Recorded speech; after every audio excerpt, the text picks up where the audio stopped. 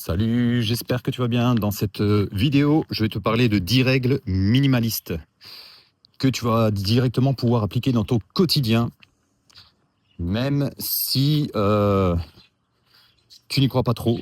Ce sont des règles qui vont pouvoir améliorer un petit peu tes finances, améliorer ta vie, simplifier les choses et réduire euh, le stress. Alors la première règle, c'est lorsque tu fais des achats, très important, c'est d'acheter de la qualité.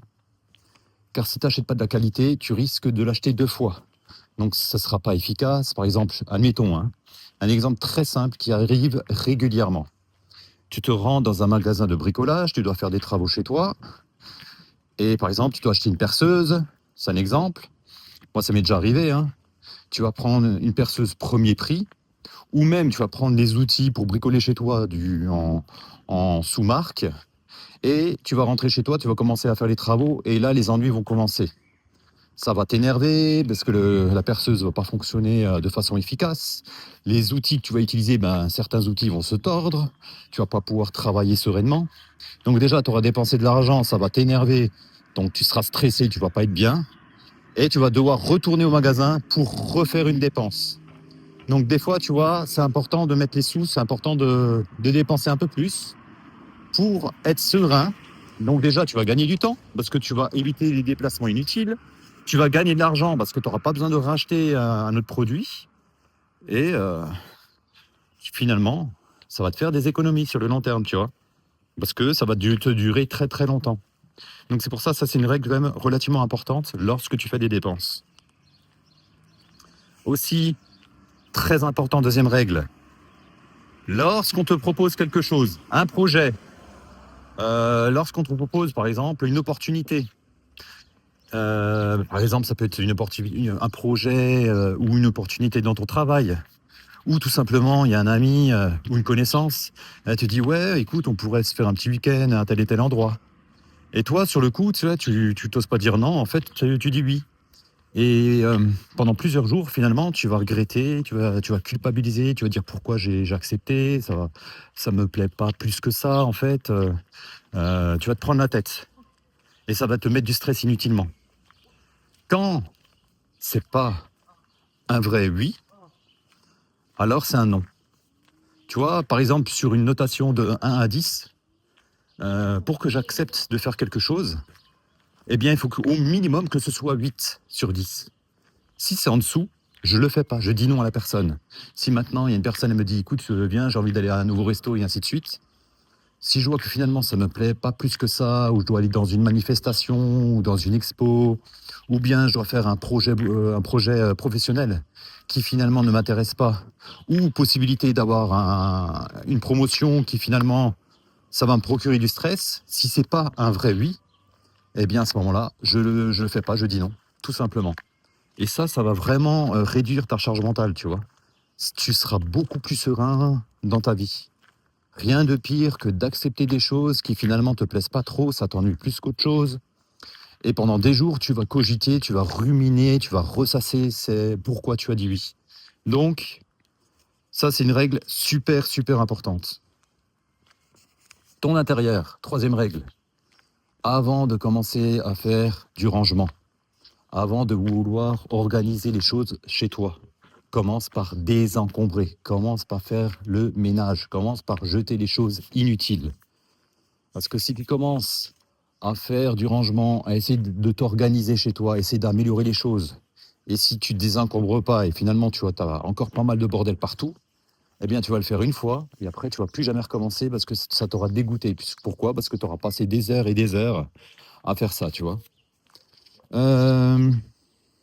Quatrième règle, si tu ne l'utilises pas, sépare-toi-en. Il y a pas mal d'objets comme ça qui traînent chez toi, qui prennent de la place pour rien, qui encombrent ton mental. Tu as un mental super chargé à cause de ça. Un mental même des fois des pensées négatives, parce que tu n'arrives pas à te concentrer, tu n'arrives pas à bosser calmement, ou tu n'arrives pas à avoir un intérieur serein et sain. Parce que voilà, c'est le bordel, où il y a des choses que tu regardes qui te rappellent des mauvais souvenirs, ou des choses voilà, qui traînent dans tes placards et qui finalement, dès que tu l'ouvres, ça te crée du stress, quoi. Eh bien, si tu l'utilises pas, sépare-toi-en. Si finalement, des fois, tu hésites avec certains objets, si l'objet en question, où tu doutes, te procure pas de joie, si ça n'a pas vraiment de valeur pour toi, eh bien, donne-le, vends-le, mais sépare-toi-en. Moins tu as de choses, mieux tu vas te porter, crois-moi. 5e règle, la liste de désirs en attente. Mets tes désirs en attente. Avant d'acheter quelque chose, notamment concernant les achats impulsifs, tu sais, tu te rends en magasin et je sais pas, tu as discuté avec un vendeur et tout d'un coup, tu as envie d'avoir le produit. Tu as envie de faire une folie. Avant de faire une folie, laisse passer au moins 48 heures pour refaire descendre un petit peu la pression, pour refaire descendre la dopamine. euh, Prend du temps. Donc laisse-toi au moins 48 heures. Au moins, après ces fameux 48 heures, si tu as toujours envie d'acheter l'objet, bah, à ce moment-là, tu l'achètes. Et si t'as pas, et si finalement cette envie subite, cette envie impulsive est passée, eh bien au moins tu auras évité de faire une erreur, tu vois. Tu auras évité de dépenser de l'argent pour rien et finalement d'avoir beaucoup, beaucoup de choses qui vont traîner chez toi de façon inutile. Euh, Règle très importante aussi, c'est la 7e règle. Donc une place pour chaque chose et chaque chose à sa place. Rien de pire que lorsque tu pars de chez toi, de chercher par exemple tes clés de la maison, tu ne sais plus où tu les as mis, ou lorsque tu dois faire un petit peu de boulot administratif chez toi. Rien de pire que de fouiller, de vider tous tes placards pour chercher un papier, tu vois. Parce que c'est stressant, ça t'énerve, et sur le long terme, t'en as marre, quoi, tu vois. Donc, quand tu mets des choses en place chez toi, il faut qu'elle ait une place dédiée, très important. Rien de pire finalement que de tout mettre dans le désordre, tu vois. Les clés, très important, toujours mettre au même endroit. Ton argent, toujours important de le mettre au même endroit. Les choses utiles que tu utilises régulièrement au quotidien, il faut qu'elles soient toujours placées au même endroit. Toujours, quoi qu'il arrive. Comme ça, au moins, du moins, tu auras des matinées beaucoup plus calmes, beaucoup plus sereines. Rien de pire que de partir avec du stress, t'as oublié quelque chose, tu sais plus où tu l'as mis, là c'est embêtant, tu vois. Donc fais attention par rapport à ça.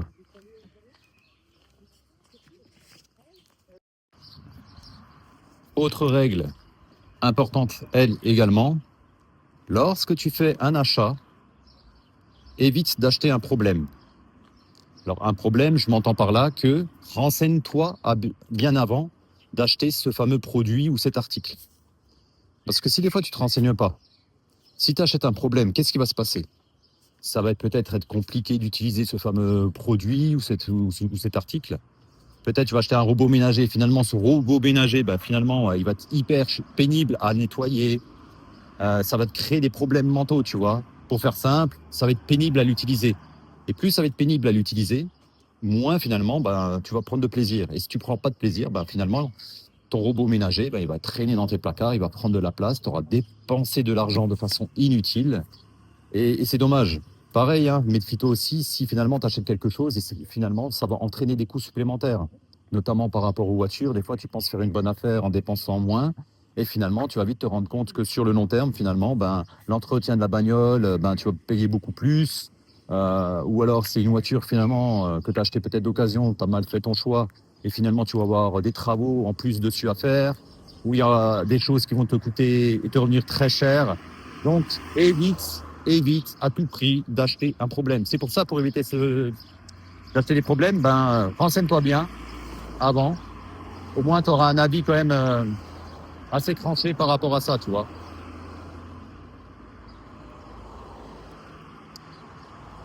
Règle suivante, avoir un pourquoi avant d'acheter.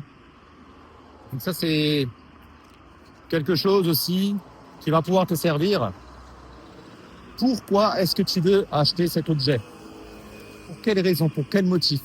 Est-ce que c'est vraiment utile de l'acheter? Est-ce que tu n'en as pas déjà un chez toi? Tu vois? Ça aussi, c'est important. Il y a pas mal de personnes qui vont dans les magasins, tu vois, du type Action et autres.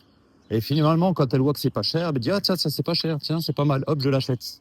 Et finalement, tu n'en avais pas réellement besoin. Pourquoi tu n'avais pas réellement besoin? Parce que tu avais déjà c'est peut-être le 20e verre que tu achètes, peut-être la 21e assiette que tu achètes, ou bien ton armoire déjà, elle est bien, bien remplie de vêtements.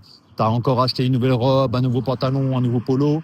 Et finalement, tu vas vite te rendre compte que c'était pas vraiment utile.